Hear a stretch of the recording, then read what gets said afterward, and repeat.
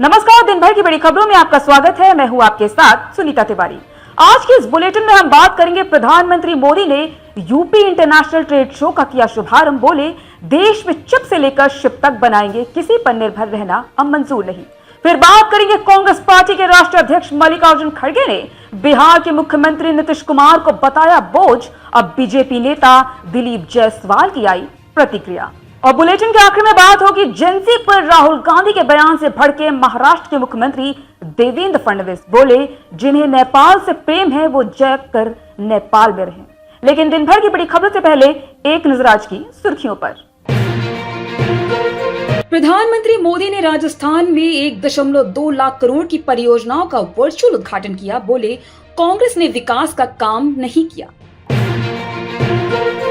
दुनिया की सबसे लग्जरी ट्रेन में से एक महाराजा एक्सप्रेस से मथुरा पहुंची राष्ट्रपति द्रौपदी मुर्मू। बांके बिहारी के दर्शन किए, निधि वन में 500 मीटर परिक्रमा लगाई। उत्तर प्रदेश के मुख्यमंत्री योगी आदित्यनाथ ने एक महत्वपूर्ण फैसला लिया। अब किसी भी आंदोलन, प्रदर्शन या पंचायत में जाति का नाम नहीं दिखेगा।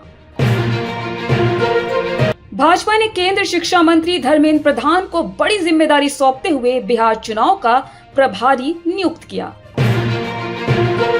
2020 दिल्ली दंगा मामले में आईबी अधिकारी अंकित शर्मा की हत्या के आरोपी पूर्व पार्षद मोहम्मद ताहिर हुसैन की जमानत याचिका दिल्ली हाई कोर्ट ने की खारिज। भारतीय वायुसेना को मिलेंगे 97 तेजस MK-1A fighter jet. Hindustan aeronautics limited के साथ हुआ 62,370 करोड़ का करार। लेह हिंसा में शिक्षाविद और कार्यकर्ता सोनम वांगचुक की बढ़ सकती है मुश्किलें। सीबीआई कर रही है FCRA उल्लंघन की जांच। राहुल गांधी के वोट चोरी आरोप पर बीजेपी का पलटवार। बीजेपी प्रवक्ता रोहन गुप्ता बोले, जनता फिर से एनडीए सरकार लाएगी। मुसलमानों को अयोध्या छोड़ना होगा, मस्जिद नहीं बनने देंगे। बीजेपी नेता विनय कटियार का बड़ा बयान। मैं राष्ट्रपति पद छोड़ने को तैयार, रूस यूक्रेन की जंग के बीच बोले यूक्रेन के राष्ट्रपति जेलेंस्की। ये तो थी सुर्खियां। विस्तार से बात करते हैं दिन भर की बड़ी खबरों की। ग्रेटर नोएडा के India expo centre and mart में आज से यूपी इंटरनेशनल ट्रेड शो यानी UPITS 2025 शुरू हो गया है। पीएम नरेंद्र मोदी ने इसका उद्घाटन किया। उनके साथ सीएम योगी भी मौजूद थे। पीएम मोदी ने कहा, इस बार ट्रेड शो का कंट्री पार्टनर रूस है, यानी इस बार हम टाइम टेस्टेड पार्टनरशिप को हम और भी मजबूत कर रहे हैं। आइए जानते हैं इस रिपोर्ट में और क्या कहा प्रधानमंत्री मोदी ने यूपी इंटरनेशनल ट्रेड शो को लेकर। बता दें कि उद्घाटन के बाद पीएम मोदी ने अपने संबोधन में कहा, मुझे खुशी है 2200 से ज्यादा प्रदर्शक यहाँ अपने उत्पादों और सेवाओं का प्रदर्शन कर रहे हैं। इस व्यापार मेले का कंट्री पार्टनर रूस है, यानी इस व्यापार मेले में हम एक समय परीक्षित साझेदारी को और मजबूत कर रहे हैं। मैं मुख्यमंत्री योगी आदित्यनाथ और सरकार के सभी सहयोगियों को बधाई देता हूँ। पीएम मोदी ने कहा, आज पंडित दीनदयाल उपाध्याय की जयंती है। उन्होंने हमें अंत्योदय का मार्ग दिखाया। अंत्योदय का अर्थ है सबसे निचले पायदान पे खड़े व्यक्ति का उत्थान, सबसे गरीब व्यक्ति तक विकास पहुँचाना, सभी भेदभाव समाप्त हो। यही अंत्योदय में ही सामाजिक न्याय को बल मिलता है। आज भारत विकास के इसी मॉडल को दुनिया को दे रहा है। पीएम मोदी ने कहा, आज भारत 2047 तक विकसित होने की लक्ष्य की ओर बढ़ रहा है। उन्होंने कहा, आज सरकार मेक इन इंडिया मैन्युफैक्चरिंग पर इतना जोर दे रही है। हम चिप से लेकर जहाज तक सब कुछ भारत में बनाना चाहते हैं, इसलिए हम आपके व्यापार में आसानी के लिए काम कर रहे हैं।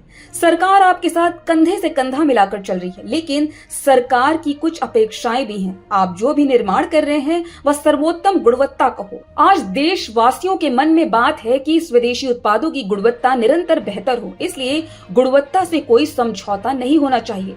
पीएम मोदी ने आगे कहा, हर वो प्रोडक्ट जो हम भारत में बना सकते हैं वो हमें भारत में बनाना है, क्योंकि हमें हर हाल में भारत को आत्मनिर्भर बनाना है।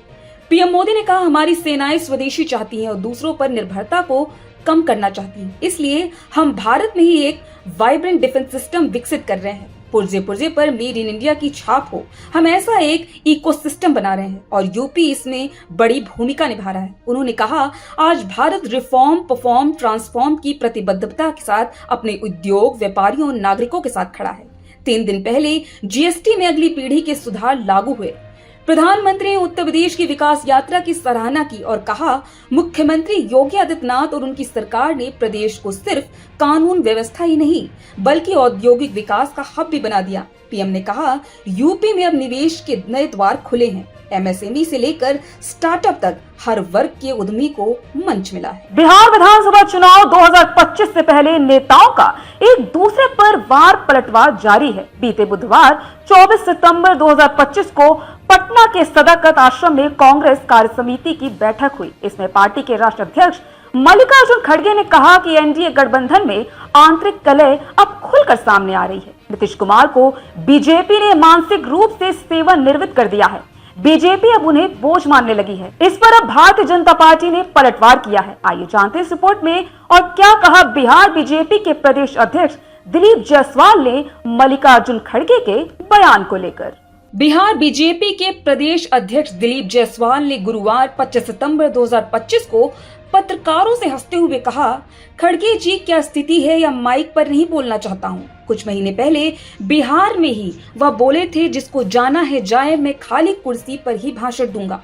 तो कम से कम इतनी खराब स्थिति तो किसी की नहीं है। बता दें कि CWC की बैठक के बाद मीडिया से बात करते हुए राहुल गांधी ने चुनावी मैनिफेस्टो के बारे में बताते हुए अति पिछड़ा कार्ड खेला और कहा था कि हमारी सरकार बनेगी तो अति पिछड़ा अत्याचार निवारण अधिनियम पारित किया जाएगा। अति पिछड़ा वर्ग के लिए पंचायत तथा नगर निकाय में वर्तमान 20% आरक्षण को बढ़ाकर 30% किया जाएगा। आबादी के अनुपात में आरक्षण की 50% की सीमा को बढ़ाने हेतु विधानमंडल पारित कानून को संविधान की 9वीं अनुसूची में शामिल करने के लिए केंद्र सरकार को भेजा जाएगा। बता दें कि राहुल गांधी पर दिलीप जायसवाल ने निशाना साधते हुए कहा, आजादी के 70 से 80 साल के बाद CWC की मीटिंग पटना में की गई। राहुल गांधी को इतने दिनों तक बिहार और बिहार के पिछड़ा अति पिछड़ा की याद नहीं आई।